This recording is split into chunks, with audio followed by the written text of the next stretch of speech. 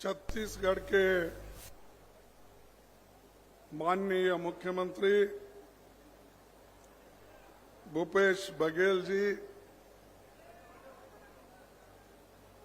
राज्य के प्रभारी कुमारी शैलजा जी, प्रदेश अध्यक्ष दीपक बैस जी, विधानसभा के अध्यक्ष श्री चरणदास महंत जी,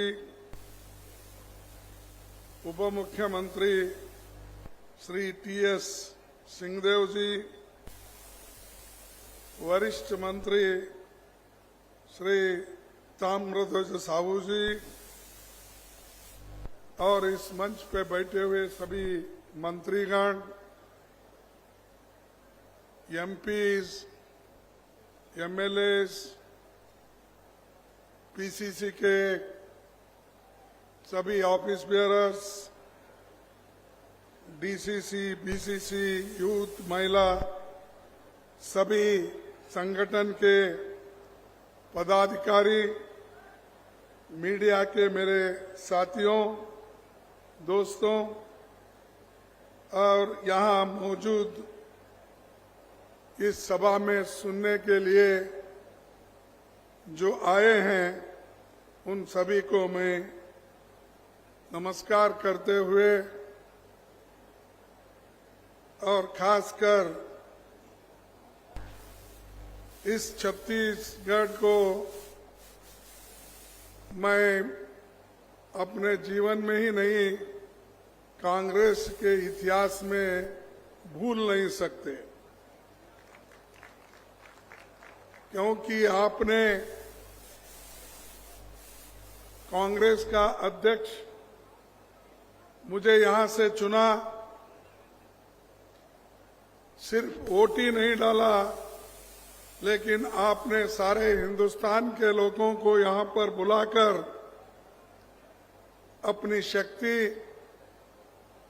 और अपना जितना कुछ प्रदर्शन करना था वो सभी सारे देश के लोगों को आपने बताया। कांग्रेस यहाँ सिर्फ मजबूत नहीं, इतना मजबूत है, उस कांग्रेस के शक्ति को कोई तोड़ नहीं सकता, ऐसी छवि आपने बनाई है। और यहीं से मैं कांग्रेस अध्यक्ष के नाते बाहर निकला।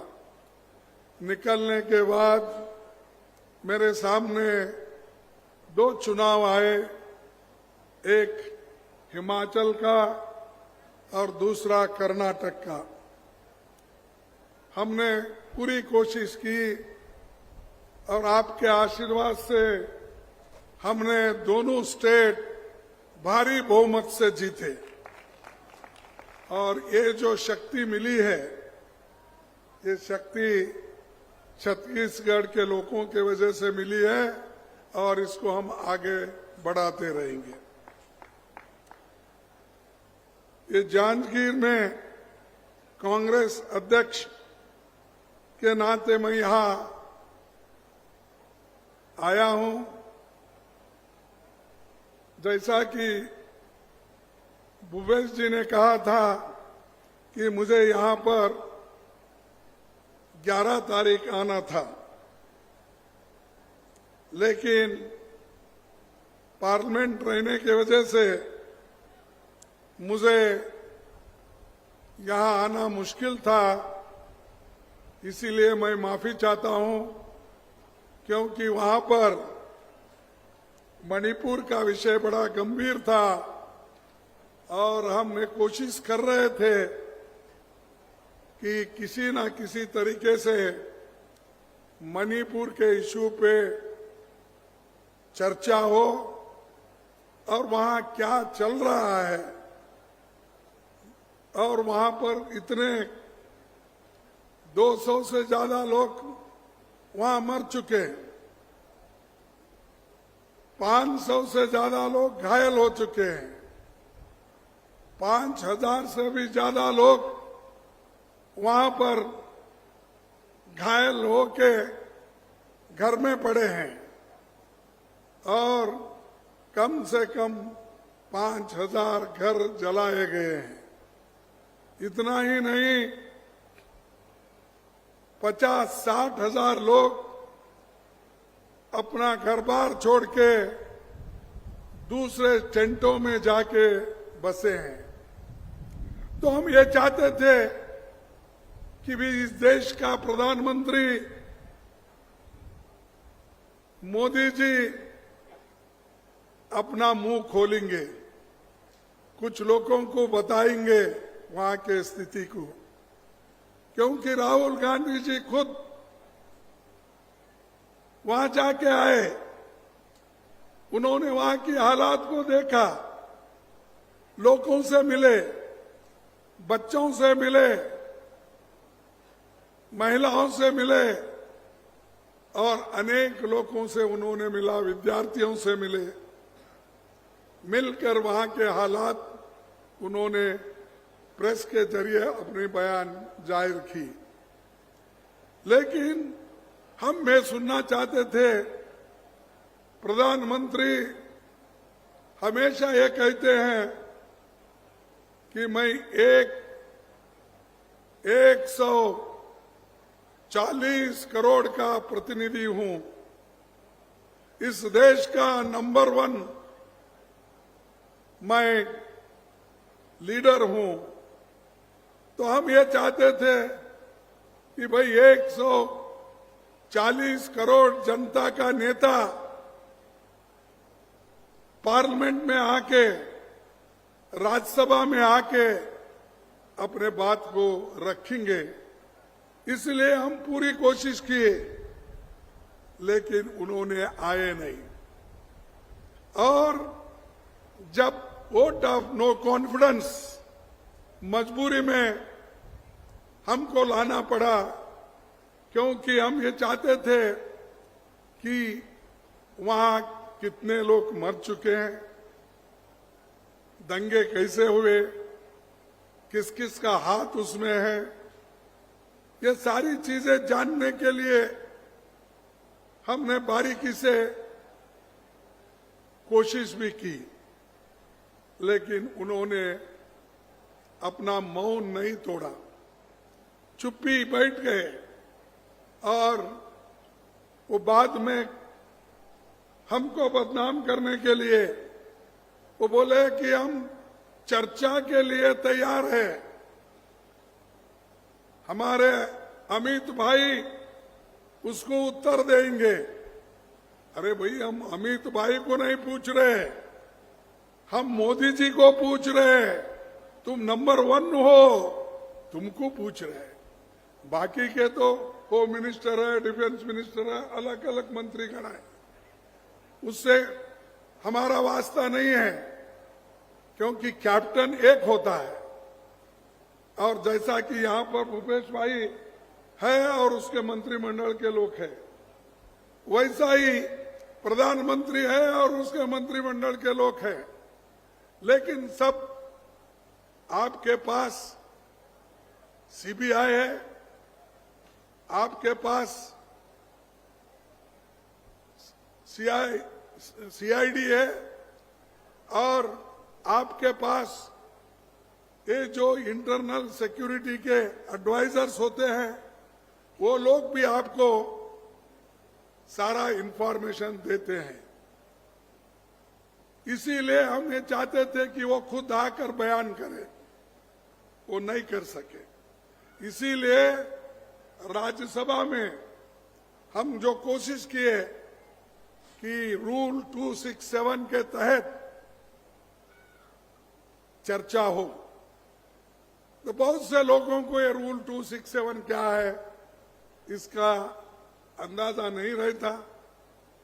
लेकिन 267 और उन्होंने जो चर्चा करने के लिए तैयार हो गए थे, वो सिर्फ 176 में हो गए थे, यानी उसमें घंटा, 1.5 घंटा, 2.5 घंटा, इससे ज्यादा नहीं। लेकिन रूल 267 में यह होता है कि सारे मेंबर को बोलने का मौका मिलता है और उसका उत्तर भी वो दे सकते हैं। इसीलिए हम ये चाहते थे कि वो इस पे वो स्वीकार करे, लेकिन उन्होंने नहीं किया।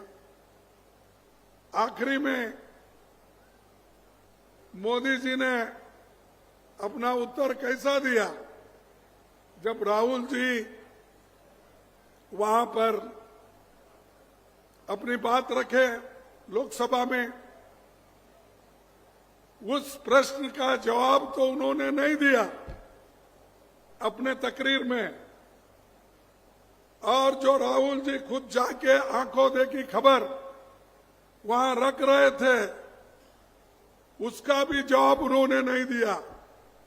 हमारे पार्टी के, हमारे 26 पार्टी के लोग मिलके जो एक गठबंधन बनाए हैं, उन लोगों का भी जवाब उन्होंने नहीं दिया। उल्टा उन्होंने क्या किया, कांग्रेस का मजाक उड़ाने का, नेहरू जी का मजाक उड़ाने का, कांग्रेस पार्टी के नेताओं का मजाक उड़ाने का, और वो बार बार ये कहते ये मोदी ने सब कुछ हुआ, देश में लाइट नहीं थे मैंने लगा दिया। क्या मोदी आने के बाद रायपुर में लाइट लगी या छत्तीसगढ़ में लाइट आई? अब बोलिए, स्कूल मोदी आने के बाद खुल गए, क्या उसके पहले नहीं थे स्कूल? अरे मोदी जो पढ़े, शाह जी जो पढ़े, ये सब हमारे स्कूल में ही पढ़े, नहीं तो क्या कहा ये लंदन जाके पढ़े? क्या ऑक्सफोर्ड स्कूल में जाके पढ़ के आए? अरे हमारे सरकारी स्कूल में ही पढ़े, या नहीं है तो हमारे लोग जो स्कूल निकालते थे उसमें पढ़े। और ये लोग पूछते हैं हमको, अरे गिलास में दो भाई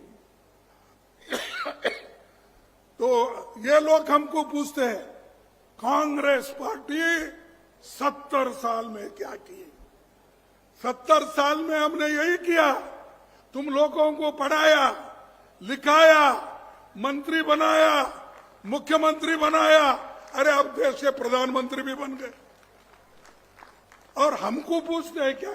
हमने तो सब कुछ करके रखा है, तुम उस गादी पे आके बैठे हो और हमारा मजाक उड़ा रहे हो।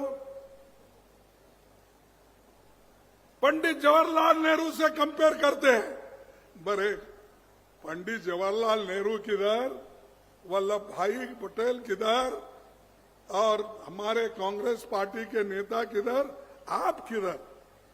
आप तो आए सीधा ऊपर से टपके, लड़े भी नहीं इलेक्शन, चीफ मिनिस्टर बने। मालूम है ना आपको? मालूम नहीं? उन्होंने आए, चीफ मिनिस्टर बनने के बाद एमएलए बने, प्रधानमंत्री बने। पहला हमारे पार्लियामेंट के सीढ़ी को माथा टेके, इतने नाटक करते हैं, शायद उन्होंने नाटक कंपनी में भर्ती होने के बजाय पार्लियामेंट में आए। अरे देश के लिए तुम क्या किए? देश में तो बंटवारा करे, आप देश को डिवाइड करने का काम करे, समाज को डिवाइड करने का काम किए, और हर जगह जाते हैं कुछ ना कुछ बोलते हैं। अरे आपने काम जो करे किए हैं उसका हिसाब दो ना। यहां जो भिलाई कारखाना है वो भी मोदी के जमाने में आया, शायद नहीं? आपने उनको बुला के फाउंडेशन,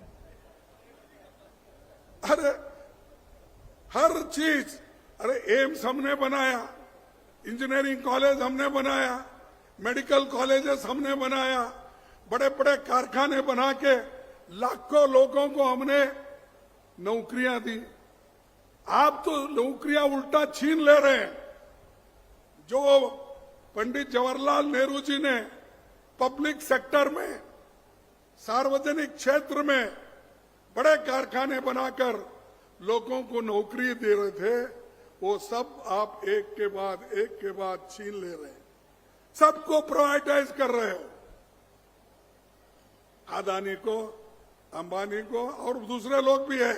सिर्फ यही दो बातें ज्यादा हमारे मुंह में आते हैं या लोग कहते हैं, लेकिन ऐसे उनके जो चुने हुए लोग हैं उनके पास बहुत है, उनको अंदर से सपोर्ट करते हैं।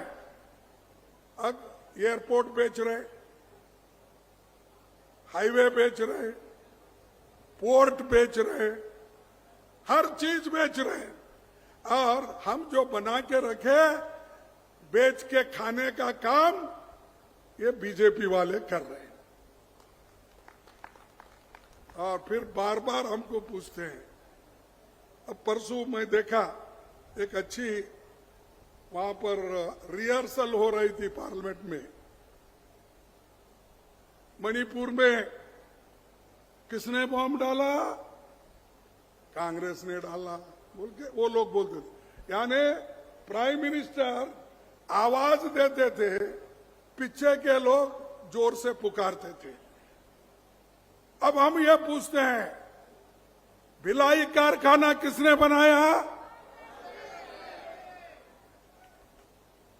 बड़े बड़े जो हीराकुंड, भाखरा नानगल, बहुत से डैम किसने बनाया?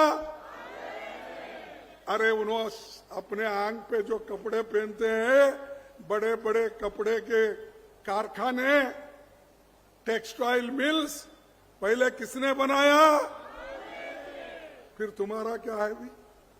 कपड़े हमारे, पढ़ना हमारा, स्कूल हमारा, और छत्तीसगढ़ में तो ये तो राइस बॉल, क्या बोलते हैं, धान का कटोरा, धान का कटोरा ही नहीं, धान का भंडार है ये। और धान का भंडार किसने बनाया? फिर क्या ये 9 साल में ही पूरा छत्तीसगढ़ में बना है क्या? नो, ऐसी छोटी छोटी बातें पार्लियामेंट में कहकर लोगों को गुमराह करना। अरे जिस देश में खाने के लिए अन्न धान्य की कमी थी, अमेरिका से गेहूं मंगाकर लोगों को राशन के दुकान में देते थे। आज अन्न का भंडार गोदाम में भरे हुए हैं, और लोग, Sonia Gandhi ji food security act लाकर उन्होंने गरीबों को एक धान देने का, राइस देने का काम शुरू किया, और हर एक कुटुंब को कम से कम 35 केजी राइस देने का काम उन्होंने किया। गरीबों को पेट भरना इंपॉर्टेंट है, इनको वो नहीं, इनको बड़े बड़े बंगले बनाना, उसमें रहना, और वही बातें बोलना, कांग्रेस ने क्या किया, कांग्रेस ने ये भाई छोड़ो।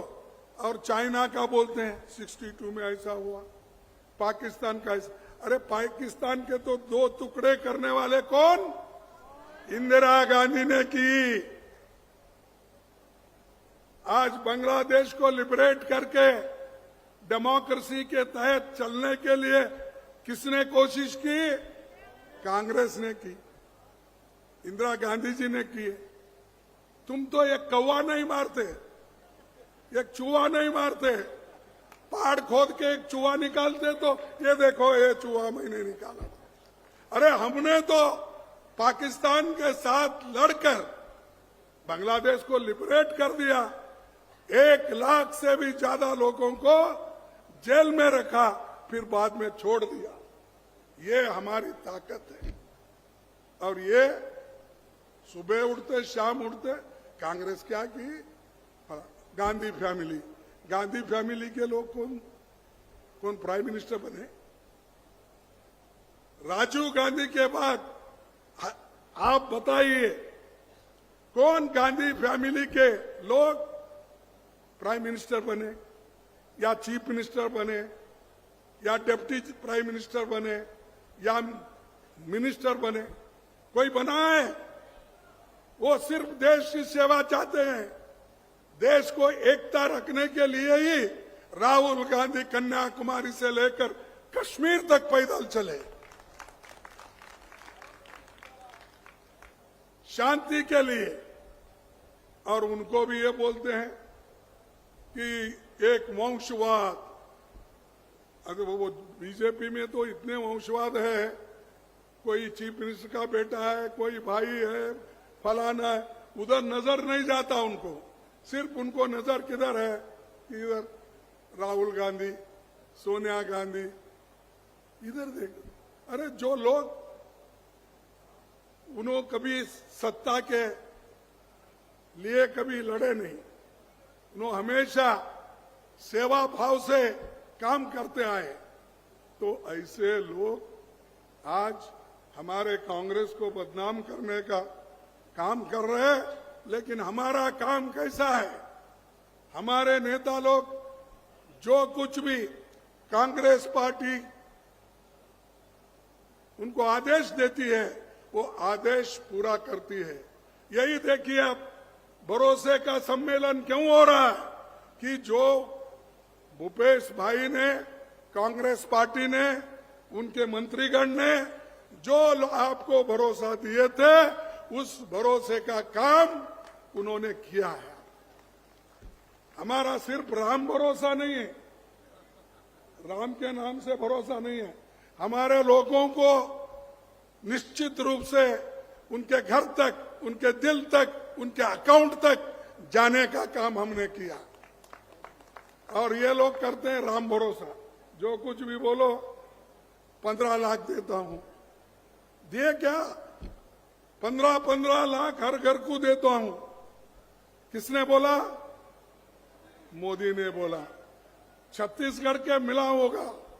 हाँ, छत्तीसगढ़ के लोगों को आपने दिलाया होगा। आप झूठ बोल रहे। हाँ, ये कैसा? क्योंकि या तो प्राइम मिनिस्टर झूठ होगा या नहीं तो आप, कहीं कोई ना कोई झूठ होगा ना भाई। नहीं तो आप लिए सो वाले झूठ बोल रहे। 2 करोड़ नौकरियां, 2 करोड़ नौकरियां हर साल देंगे।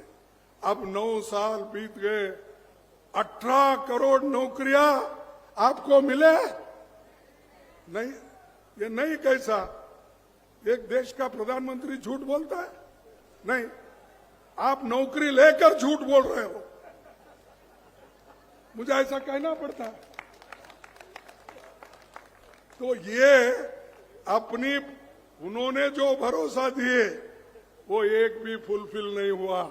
और कांग्रेस पार्टी के हमारे भूपेश बघेल जी ने और उनके मंत्रिमंडल में जो भरोसा दिया वो करके दिखाया। और ऊपर से हमको पूछते हैं क्या? अरे जो कुछ किए हैं हमारे लोगों ने किया है। और आपको हमारा नाम, हमारा काम अगर लेने में कोई शर्म आती है तो छोड़ दो उसको आप, लेकिन लोग भूलेंगे नहीं। नेहरू जी ने क्या किया इस देश के लिए, कभी लोग भूलेंगे नहीं। गांधी जी इस देश को आजादी दिलाई, वो भूलेंगे नहीं। और गांधी जी के साथ क्या व्यवहार इन लोगों ने किया, ये सबको मालूम है। मैं किसी का नाम नहीं लेना चाहता हूं, लेकिन मजबूरन आप सबको मालूम है, मजबूरन हमको लेना भी पड़ता है। कभी लेंगे, उसका डरेंगे नहीं और डरने वाला भी नहीं मैं। खासकर हमारे जो भाई लोग हैं, ये अच्छा काम यहाँ पर हो रहा है और उनको भी जरा डर, इस बार भी हमारी कांग्रेस ही यहाँ पर जीतेगी ऐसा उनके लोग भी कह रहे हैं। उनको भी इस यहाँ पर बीजेपी जीतने का उनको कोई भरोसा दिख रहा नहीं। उसीलिए वो क्या कर रहे हैं कि किसी तरह से यहाँ के लोग चिढ़ जाए, यहाँ के मिनिस्टर चिढ़ जाए, डर जाए, या चीफ मिनिस्टर डर जाए, तो इसलिए अरे ये तो डरते नहीं भाई, इनको क्या करना, लगा दो इनके पीछे ईडी, लगा दो इनके पीछे सीबीआई, लगा दो इनके पीछे और एक विजिलेंस। ये सब ये कर रहे हैं डराने के लिए, लेकिन कांग्रेस के लोग कितने मजबूत है, ये डरने वाले नहीं है। अरे हम तो आजादी, फांसी के फंदे पे चढ़ के आजादी लाए ना, हम ब्रिटिश को डरे नहीं, तुमको डरते, डरने वाले नहीं है। मेरे को और भी याद आता है, मेरा इधर रायपुर में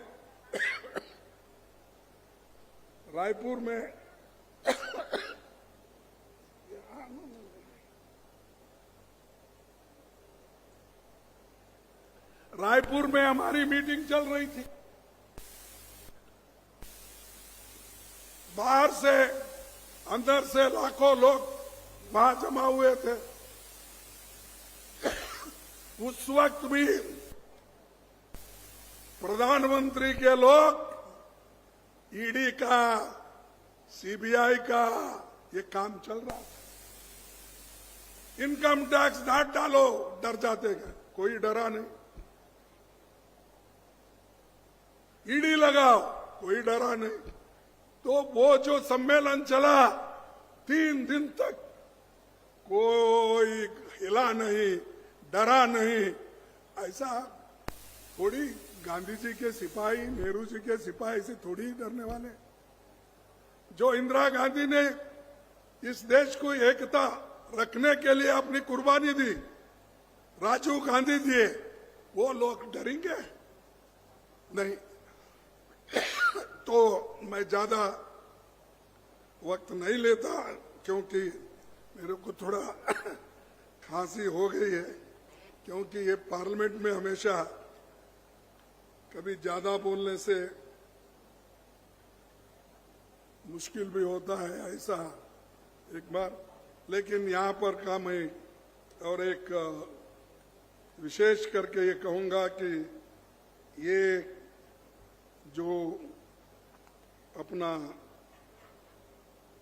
यहाँ एक पवित्र स्थल है, महान नायिका, संसदविद, समाज सुधारक स्वर्गवासी मिनी माता जी को अपनी श्रद्धांजलि देता हूं। वो 52 से लगातार 70 तक एमपी रहे और समाज सेवा की, इसीलिए मैं उनको प्रणाम करता हूं।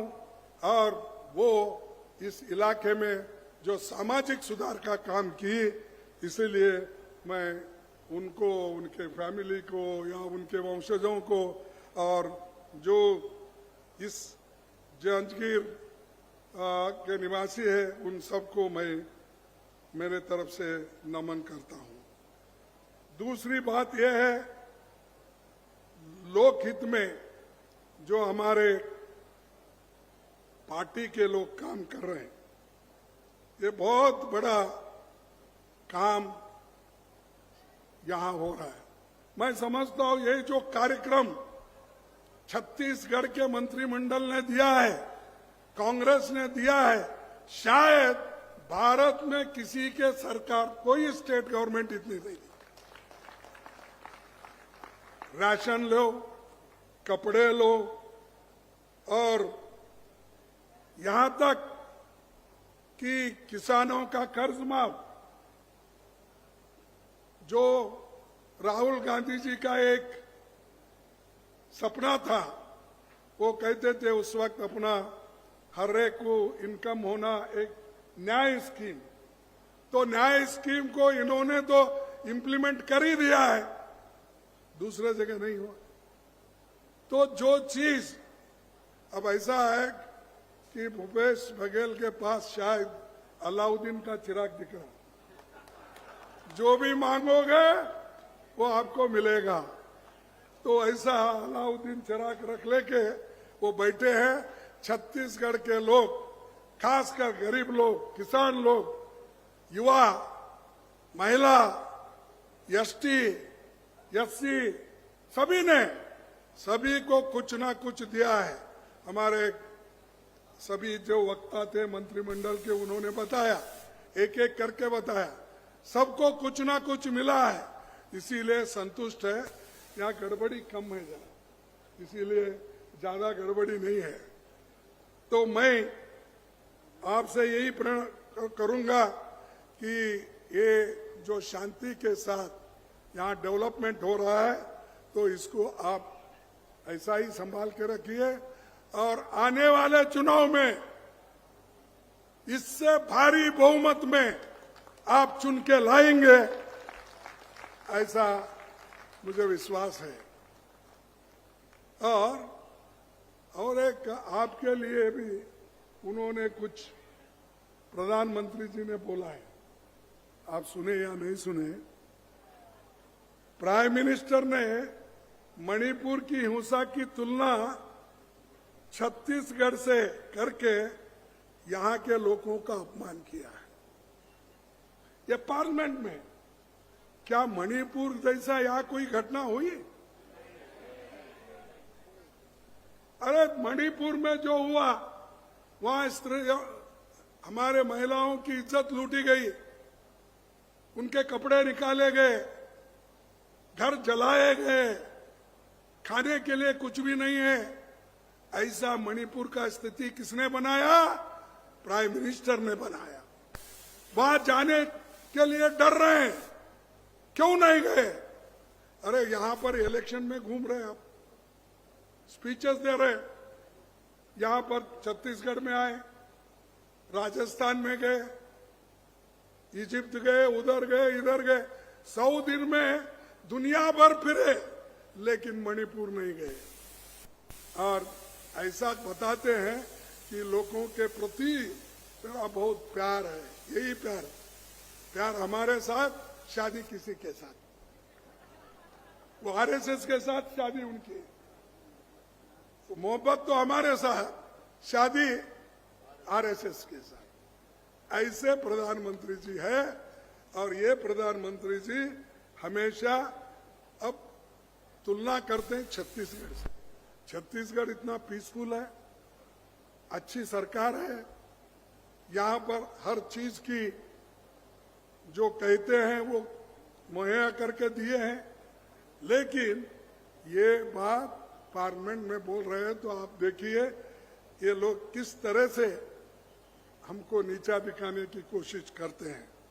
तो आखिरी में मैं ये कहूंगा कि जो सारी चीजें, बहुत से महंगाई है, महंगाई के बारे में इन्हें सोचते नहीं, एम्प्लॉयमेंट के बारे में सोचते नहीं, लोग भूखे मर रहे उसके बारे में सोचते नहीं। सिर्फ उनकी सोच एक ही है, फिर एक बार मैं कैसा चुन के आऊं। इसीलिए हर स्टेट घूम रहे हैं, हर जगह जा रहे हैं, ये उनका काम है। और दूसरा, ये बहुत से जगह अकाल गिरा है, ड्रॉट है, लोग भूखमरी से लोग बहुत तंग आए हैं। उनके बारे में उन्होंने कुछ नहीं बोला। लाखों शरणार्थी मणिपुर में रोजी रोटी का इंतजार कर रहे, इसके लिए उन्होंने कुछ इंतजाम नहीं किया। सोशल जस्टिस उनके पास नहीं है, सिर्फ वो जो बोलते हैं वही सही, दूसरों का सुनते नहीं। बैंकों, कोयला खनिजों को हमने जो राष्ट्रीयकरण किया था, उन्होंने अब प्राइवेट को एक एक करके बेच रहे। ये सारी चीजें लोगों को तंग और तबाह करने की कोशिश वो कर रहे हैं। इसीलिए आपको सतर्क रहना है। आने वाले पार्लियामेंट चुनाव में आप एक होकर, एकजुट होकर कांग्रेस पार्टी को चुनेंगे और कांग्रेस पार्टी बहुमत से आने वाले चुनाव में, नहीं असेंबली में तो आएगा ही। मैं मेरा भी फिक्र कर रहा हूं भाई, मैं उनका तो फिक्र है, वो कैसा भी संभाल लिए हैं, इसीलिए तो वो भरोसे का सम्मेलन कर रहे हैं। मेरे पास भरोसे का सम्मेलन नहीं है ना, तो मैं तो कोशिश करके फिर पार्लियामेंट में जिताना है। मैं अगर जिताना है, इनके मदद के सिवाय मैं जिता नहीं सकता। जो यहाँ बैठे हुए लोग हैं, यही मुझे मेरी मदद करना है। तो इसीलिए पहले तो इनका है, तो ये लोग मेहनत करेंगे, करने वाले हैं। तो इसीलिए मुझे पूरा यकीन है कांग्रेस पार्टी फिर से सत्ता में यहाँ आएगी और बीजेपी को यहाँ कुछ नहीं मिलने वाला। 1-2-4 सीट मिले तो बहुत हो गए, पहले से ज्यादा अगर लिए तो 2-4 सीट ही बचते हैं। नहीं तो आप बोलेंगे खुश होकर तो हम इतना जीत रहे 1-2 दान में देंगे, ऐसा मत करो, वो बड़े खतरनाक होते हैं। तो ये बात है, इसीलिए हमको पार्लियामेंट इलेक्शन बड़ा भी महत्व है। असेंबली तो महत्व है ही है, पार्लियामेंट इसलिए महत्व है कि हमको देश के संविधान को बचाना है, इस देश के डेमोक्रेसी को बचाना है। इसीलिए हमको पूरे देश में काम करना है।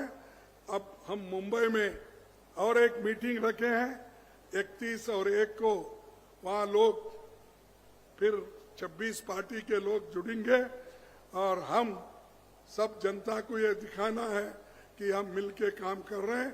और आगे आने वाले दिनों में जो कांग्रेस पार्टी और दूसरे पार्टियां मिलके बीजेपी को हराने की पूरी ताकत लगाएंगे। ऐसे में कहते हुए आपने बड़े शांति के साथ 2 शब्द हमारे सुने, इसीलिए मैं आप सबको धन्यवाद देता हूं। और आपके जो मेहनत करके इतना सब कुछ किया है और इतने लोगों को बुलाए, इतने कार्यक्रम है, मैं समझता हूँ 4,000-5,000 का तो हमारे चीफ मिनिस्टर ने फाउंडेशन स्टोन डलवाए, वो सब काम जल्दी हो जाएंगे और शुरू भी हो जाएंगे, ऐसी मैं विश्वास रखते हुए मेरे भाषण को समाप्त करता हूँ। जय हिंद, जय छत्तीसगढ़।